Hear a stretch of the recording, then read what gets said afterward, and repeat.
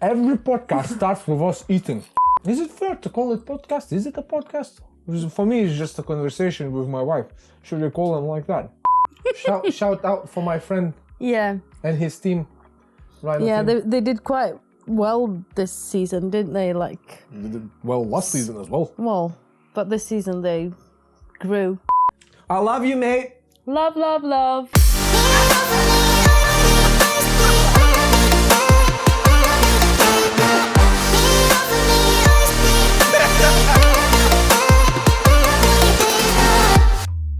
So that's another week, another conversation, right? Do you enjoy this? What? Talking Do to you you? enjoy? Yeah.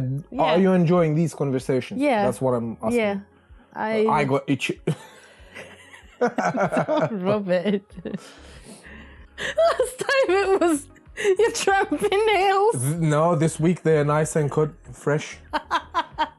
Broccoli socks on, no tramping nails. Eye. What are you doing all your day? Becoming a tramp at this older age. Apparently. Balls start to stink and sag. Eyes start to itch. Balls start to stink. Oh, the balls smell. Oh, that's what happens to old men. Do you consider 35 being old? Bitch, you're a year younger than I am. So you consider yourself old then? Still younger.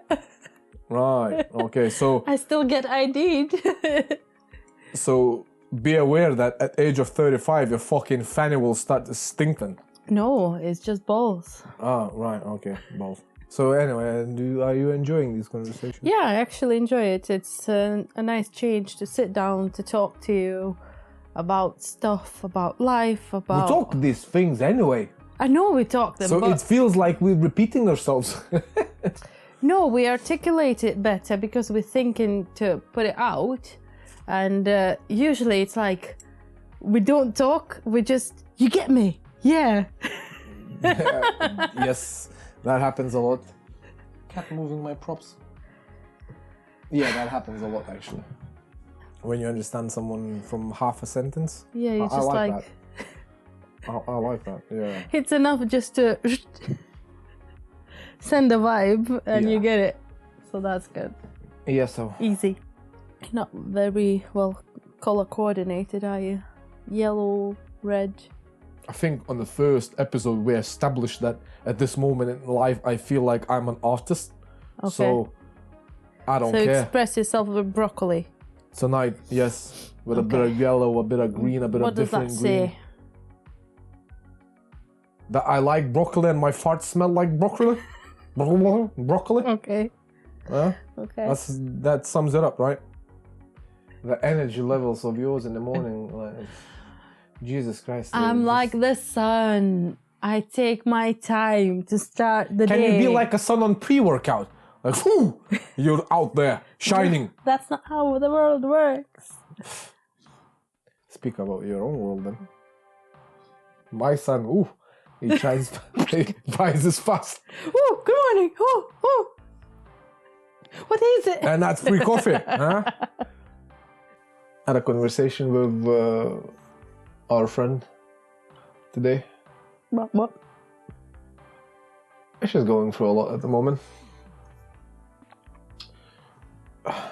I'm sure you're aware which friend I'm on about. I don't want to mention names, but she was going like through her spiritual journey. Yeah. Yeah, so we had I can't say a conversation. We exchanged a bit of messages, how she's doing and all that, and how she's sort of like mentally at which place and what's going on and all that. So it's she's going through some tough shit. I hope that she comes out better at the other end of it, whatever stuff she's dealing with, whatever trauma she's going through, and whatever experience she had. Yeah. Like, she has to heal from that, and from whatever we spoke, that's her time of doing that. And yeah, it might not be nice going through suffering, but it's a part of life, right? Same as your relationship. Like, that's require work and that requires time. to build relationship requires time. To heal and go through whatever stages of emotions you have to go through requires time. So, yeah. Long story short, I hope she finds herself and she gets better. It's a funny thing, healing. It's a very personal thing, I think. You need to give it a lot of time. You need to learn how to grieve in your own terms, if that makes sense. What's grieving in your own terms? Well, there's different ways. We're not told how to grieve, are we? Well, I wasn't. I was never told how to grieve, so I had to just deal with the shit. But any trauma will change the course of life you are going to. Before your traumatic experience, you have certain expectations of life. You build a future, you think that you go in one path, and then something just impacts you and throws everything away and sort of pulls the rug out of your underneath you, and you fall down, and then how you come back up, that's very personal, I think. Because to you, I know it was, you needed to talk to people, you needed to say out your pain, I needed to... But that being said, most of the people I talked with was you. Well, who were going through the same. Yeah, so, as I say, to me, when we were in the hospital with Hugo, and are we doing an infill? Well, you have to infill, right? We have to give a bit of context there. 2013, we had a son. We lost a son. At our second scan, we were told that he's got left heart hypoplasia and left heart syndrome. It's left heart Dysplasia. Ventricle. It's too difficult to. Yeah, there's a lot of basically his left heart didn't develop. Left side, yeah. Yeah, so he wouldn't survive outside of my womb, and we were given 3 options to terminate the pregnancy. I was actually the last option. Yeah, so first option was to go with the pregnancy and go through loads of major operations. If he survives the first one. Yeah, so another option was go through the pregnancy, do nothing, and let the nature take its course. And the third option, which we took, was terminate the pregnancy, have induced labor, and that's what we chose. So yeah, to me, when we were in the hospital in labor, all the nurses would come in and say, "Oh, I feel you. Oh, I know how you feel." And I felt really, I don't know the word for it, but it didn't feel right to me because, bitch, you don't know my pain. Yeah, but it's a human thing. Like, do you expect her to be? Do you expect her to be a cunt? No, I know they're empathetic and they try and, but to me it sounded like, oh, it's all right, it's nothing, where my world just collapsed. Yeah. And it wasn't the time for me to hear from everybody else saying, oh yeah, I lost a baby once too. And you're like, they would say it so casually and so, you know, while they just popping pills or doing whatever, changing things. I remember I had similar conversation at work with one of the ex-colleagues that his wife went through something like that, and like, it's fine, I feel you, but what you went through ain't what I so we don't feel, we don't pain. It was more on the terms of how casual shit is to say. Not from our perspective to say to other people, but how they dismiss that as just like, just threw up a fucking tampon in a bin. Yeah, so to me, when they were saying that, I know they were empathetic and they but I didn't want that pity from people. I didn't want people saying, oh, I know your pain, because you don't know my pain. Yeah. And you can't know other person's pain, really. Yeah. So there's a difference when who to talk to, really, when people hold space for you to speak out your pain and just let you pour your heart out, and when people try to say, oh yeah, well, it's all right. It isn't, because, well, my world's collapsed. And so, but yeah, so I took a different approach, I think, than you did. What was your stages of grieving them? All of them. I remember being angry. I remember I wanted to kick the world. I remember I never went through denial. I don't think we had that because it was very bang on. So we could never deny the fact. But yeah, it was all the stages, the normal ones, and but I had to live it within me. I had to give myself time, and at some point I found whatever positive I can find about the experience that happened. Yeah. So no matter that we lost a son, but we had son. Yeah. We had him, and he brought us a lot of love, a lot of joy while he was still in my belly. And losing him, I think, made us grow stronger together. Yeah. Because I remember your mum was... that was a weird question that she asked. Oh, I hope you're not drinking. She didn't ask that about you. About you? Yeah, wasn't just my mum, my family. Which was weirdest my dad, thing they could ask, because my mom. We weren't people to resort into alcohol anyway at any point. But once again, that goes into like upbringing, same relationships. Back in the day, or I don't know, people in general, yeah. When you suffer something as traumatic as this, right? What do you sort of turn to? And I suppose the worst things is like alcohol, right? So you trying to find the answers. That's trying to find the answers. What I mean, in the end of the bottle. Yeah.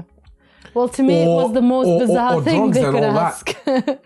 But yeah, that question shocked me as well. It's like, what? Like that came as a genuine shock. Like, what? Like, what are you on about? Like, what? But why? I suppose it is a resort to some people, a poor resort to drown your pain in alcohol, which it doesn't drown in alcohol. I'll tell you that for free. So they as well were watching us if we're gonna separate, if we're gonna divorce. Yeah, that was as well, like, because are we arguing? And I suppose you do start to look for something to blame. Yeah, to pass the blame on. And in this instance, a lot of couples do blame each other. I suppose you could have blamed me for the cups of coffee I drank while pregnant. I could have blamed you, I don't know, for the stress that you caused, or, random shit. But that makes zero sense. Yeah, it doesn't make sense, because, well, that's how just life is. That's how it was panned out for you, to have this experience, and you have to take it. Yeah. I suppose if your life didn't end physically by a traumatic experience, it changed. So you have to accept that change and take the best out of the shit you went through. So I cry, but I still remember that time as the most loving, the most beautiful moments that we experienced. Yeah, but how have you dealt with that? So now it's 9 years after it, right? Yeah. What was or is your process of... I don't think I had a process. It was... I'm not saying that it's a deliberate process, but yeah, like... but it was giving it time. It doesn't hurt less, but it's more... I don't cry every morning. So that's something which I did. I had to call you because you sued me. I remember they gave me a fucking disciplinary, or tried to give me, at work for using my mobile phone. And I told them to fuck off. Yeah. Oh Jesus, I should have taken a tissue or something. There's a toilet there. Ah, sorry. And now you can speak from the toilet. So having you helped more than blaming you, I suppose. I don't think I had a process. I don't think I can summarize it into, oh, I did this, that, and other, and that's how I came out. It still hurts. I still cry. I still remember the trauma. Okay. But to some extent, I'm happy that we had that experience. I'm happy that we had a son and we went through it. I'm happy that we got our raising kids time delayed because we matured more. And I'm much different now than I was when I was 20 something. So there's good parts from it that I'm taking. So there was like lessons learned, basically. Yeah. And then going to like last week's stuff, what we spoke about, relationship and parents passing their trauma to their I think we'll pass less trauma. Yeah, that's my point. I hope. You never know how you would do it, but now being more older and more mature, I think we would have done probably a bit of a shit job to a degree. I'm not saying that we would be a shit parents, but it would have been different. I suppose my point is the way we think and the amount of work we've done on ourselves from that time until now, it is and would be completely different from back then. It would have been different house and different family. Yeah, that was a mind blowing thing to, you know, the podcast with Gabo Mate. Yeah, with Gabo Mate. He's actually a doctor, so Dr. Gabo Mate. That your parents who raised you are not the same parents who actually raised your sister. That it's mind blowing. But if you think about it, right, it's a different time, different age, and if that would be a different gender, like if your sister were a boy or you were a boy, that would be even more different. Because how they raised her, there was one experience or none of it. Yeah, and then compared I came to along the parents who raised you. Yeah. I can't do the justice to explain it. If you don't, I don't know, if you watch podcasts, I do recommend watching this. If you want the longer version, there's a Joe Rogan 3 hour with Dr. Gabo Mate. And if you want the condensed version, watch Tom Bilyeu, Impact Theory, the latest one. It explains a lot. It makes more sense than us trying to do the justice. Yeah, it's mind-blowing. So, yeah, I don't know. I didn't have a process. I just let time do its job. But I don't believe that time heals the wounds, because the wounds are still there. You just have to learn to live with the new life. You have to accept the new reality and take the best out of what you experienced. I mean, for us, it was something we couldn't control. It happens to, 7 kids out of 1,000. something like that. I think it was even more. I think it was 10,000 to 1. 7,000 to 1, I think. Something like. So we got this out of nowhere, and there's nothing to blame. Even though I did try to, like, I went to, because my heart's not perfect, so I went to my cardiologist, and she said no, it couldn't be. So you do try to find, like, oh, anything could have prevented this, but if it happened, it happened. You can't be looking for what could have been done to prevent things. Yeah, I mean, it depends. Like, it depends. Yeah, I agree. Yeah. What happened?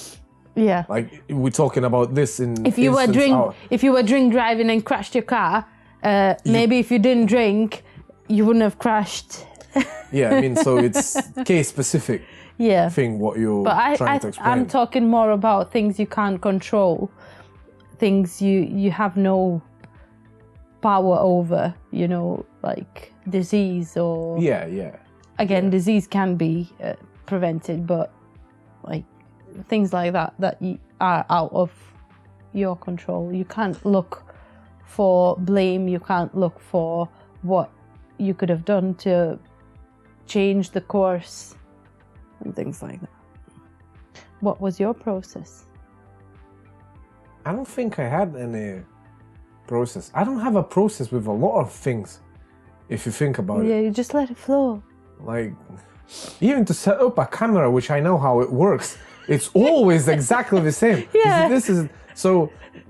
My mind works in weird and odd and wonderful, beautiful and wonderful mind ways, I suppose. So I don't know. I don't think I had a way, but per se, it's like you still have the crack. Yeah, but you're mending it on a daily basis if you wish. You were going one way, you were thinking that it's going to be straight, and woof, life hit you and you went that direction, and now you have to go that direction. So it changes you, it bends you. Yeah, and then stuff reminds you of the experience that you have, like from hospitals to children, to babies, to the music that you were listening at that time. Yeah. So if the song plays of that particular period that associates with that, right? Yeah. It'll get you. I'm just thinking of a song now. Yeah, it'll get you going. It'll remind you of that. Yeah. So that's why I say it's important to consciously drag down positive thoughts so that that memory becomes that bittersweet memory rather than trigger to put you back into unfunctioning you. Yeah. Now thinking about it, still thinking about how like I in particular processed that. I don't think I have. I think what I went through, you know, your normal ones. Yeah. Ifs, whys, how comes, and it's not that much blame, it's not that much anger, it's sort of like more of being lost of how come. And if you remember, that actually goes hand in hand with the time in my life where I had like panic attacks and shit. Yeah. Struggling to breathe and... Yeah. It's before everything that happened, but for whatever reason I had that. Like even to go to work, and I already had to think of conversations that I'm gonna speak with people throughout the day. And if someone I haven't thought of spoke with me at work, that would send me into a massive panic attack. I would like struggle for air, and within a split second I would be drenched in sweat, like head to toes. And then so it goes into as well the conversation that I had with the friend today, into what others think of you. So I think my, I don't know, panic attacks or anxiety was based on, you know, like what people think of me. Can I speak well enough English? Because I'm working in a place where like there's no foreigners, there's all like English Yeah, it's again building scenarios in your head. Exactly, created and the panic attacks and failure. Fear and anxiety and all that. And then that perception of literally what people think of me, and that conversation that I had with our friend today, it reminded me of that during that period, that everything we went through, it's sort of, it's hard to explain. It sort of like burst the bubble of that panic attacks, the anxiety, the trap, that prison of what other people think of you. And that's how I was trying to explain to our friend today how we went through this trauma. And during that moment, remember when I got back to work, it's something like, it's just like a finger snap. I did not have it anymore. I didn't give two fucks about what people think of me, what I have to speak or I don't have to speak with them. Like it just went like it. I remember at some point I woke up and said to you like, that stopped. Like I don't have that. I don't have it difficult. And once again, we were speaking that we were watching Sopranos, and in one of the episodes he had a panic attack. He had a panic attack. We realized that that's what it was. Yeah, and then his psychiatrist was speaking with them, and then like shit that's causing it, and it sort of like made sense. But yeah, after the experience that we had, it sort of like it went away. And I remember today while speaking with that friend of ours, anything that happened, I was saying to her, like at the time, I was about 25, 26 years old, right? Searching for these answers. Have we taken the right choice? Is it the right thing that we did? Maybe we should, all the ifs and whys. And then I'm 25, 26. Oh. It gets me going. Nah, fuck that. So now we're in the hospital, right? So I think the shittiest thing for me was the entire shit. Stop it. The entire shit that we had to go through, like the fucking needles in his stomach through the scans. That was something else. Then going through the labor, giving birth, holding him, carrying his fucking coffin, burying.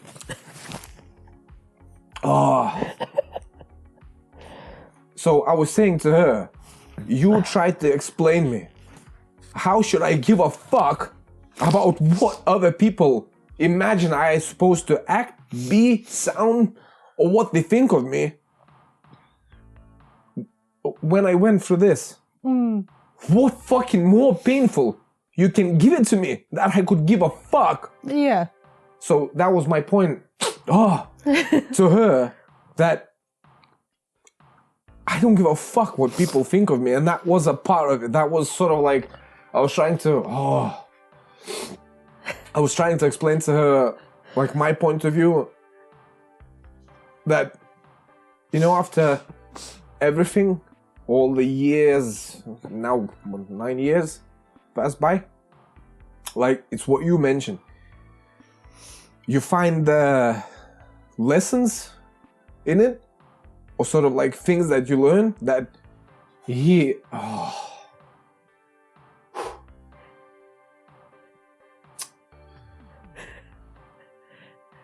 had to come, right?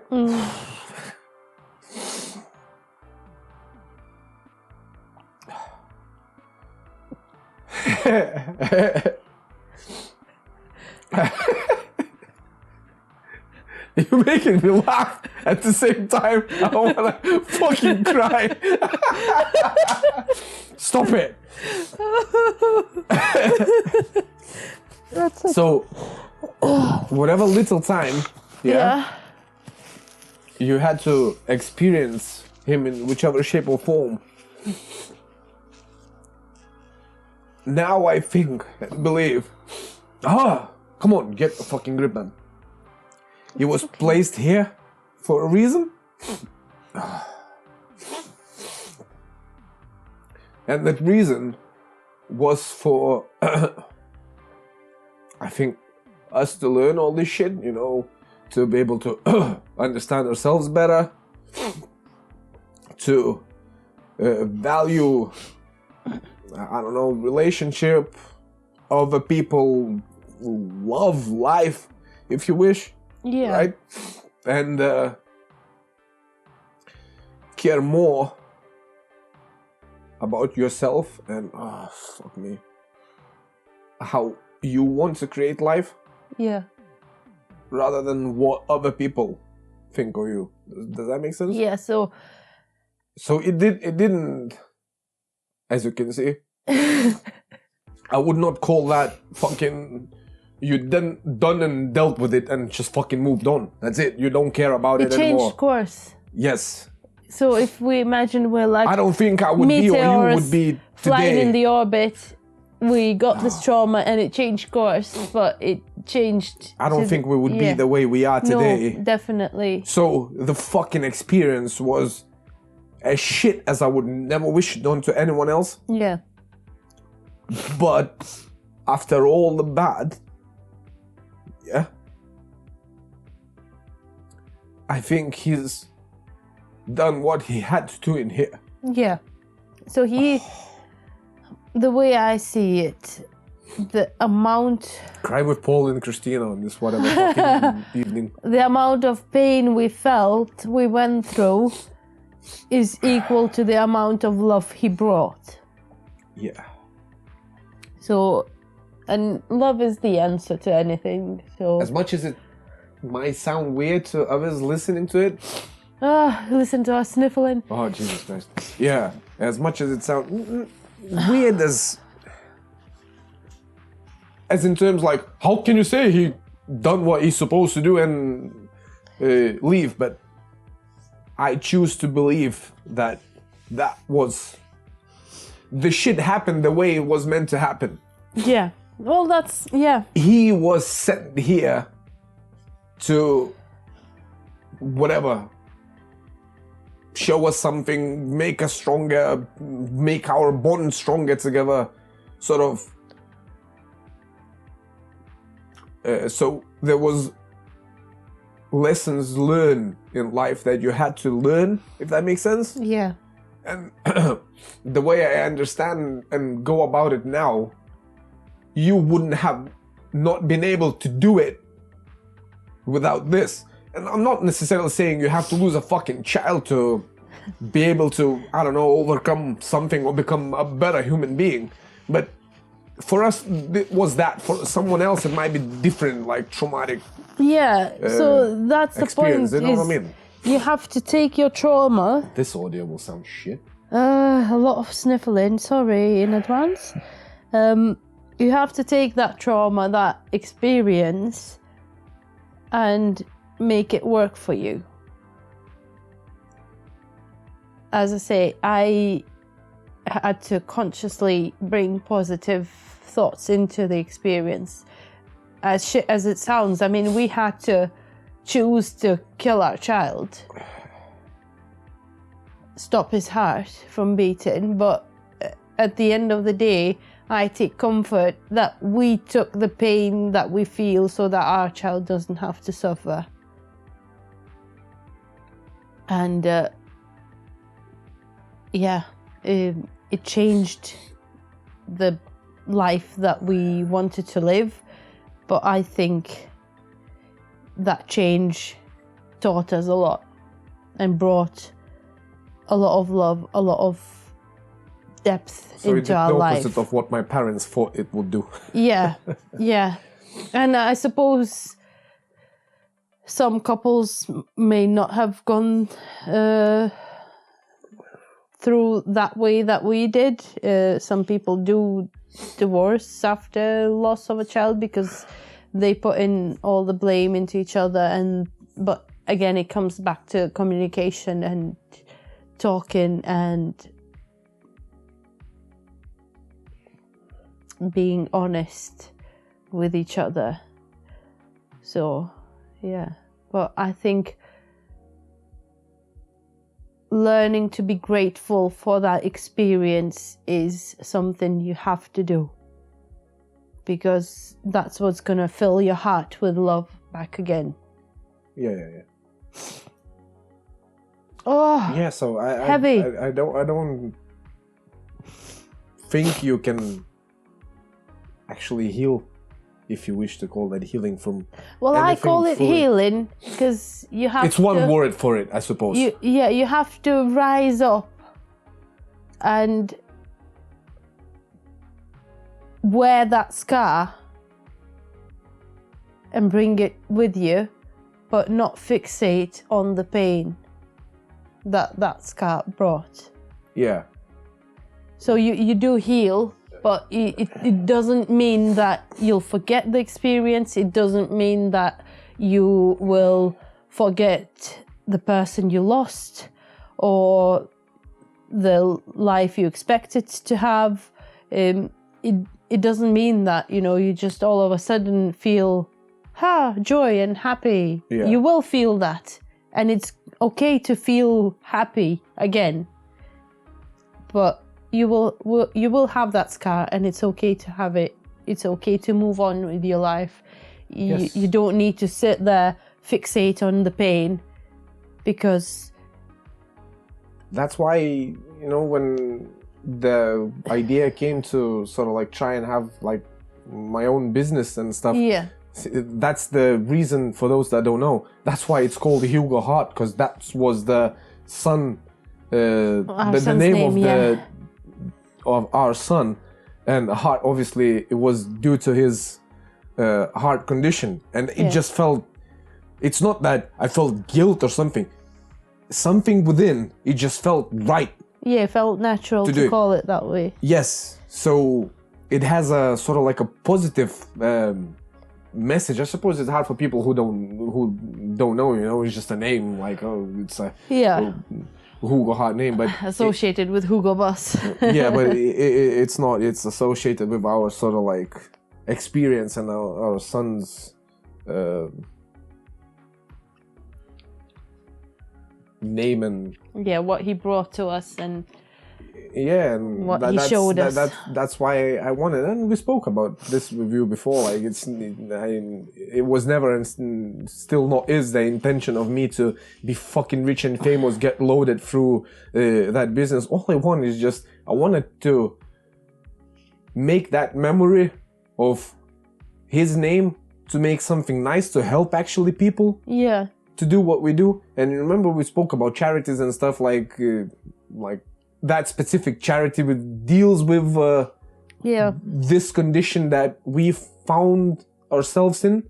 It's just I just want to do great things there. I just want to fucking help people through business that we like trying to create, and then give back and try to help and raise money for other people who actually decided to go through it, whose fucking children will need a heart transplant at age 16, if you're lucky to last that long.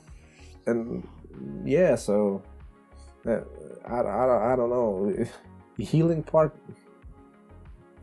I would call it its ongoing process. Everybody else has their own way of dealing with it. I would never say that today I'm done.